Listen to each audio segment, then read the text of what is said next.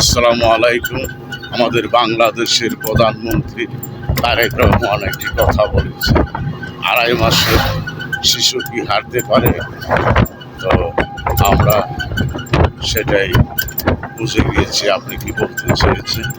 2.5 মাসের শিশু বা 1 বছরের সে শিশুকে আমরা হাঁটি হাঁটি পা বলে হাঁটাই, আমরা বাবা মারা ছেলে মেয়েদেরকে হাঁটাই।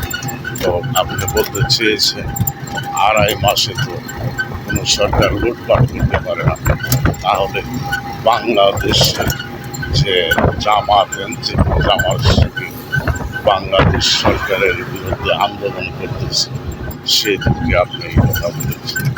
আপনি এই বাংলাদেশের প্রধানমন্ত্রী হয়েছেন, আপনার বাবা মাও ছিল এই বাংলাদেশের প্রধান প্রেসিডেন্ট, একজন মুক্তিযোদ্ধা, স্বাধীনতার ঘোষক, এই বাংলাদেশের প্রেসিডেন্ট, 3 বারের প্রধানমন্ত্রী বেগম খালেদা জিয়া আপনার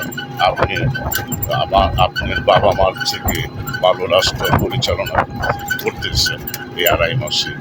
আর বাংলাদেশের এই 71-এর শত্রু লাভবান এই জামাত শিবির এখন থেকে যুক্ত হয়েছে, তারা এই বাংলাদেশের সরকারের বিভিন্ন ধরনের তারা কারা, তারা এই বাংলাদেশের শত্রু, এই বাংলাদেশের মানুষের শত্রু। তারা এই বাংলাদেশে দর্শন বলাৎকার তারা করিয়ে যাচ্ছে।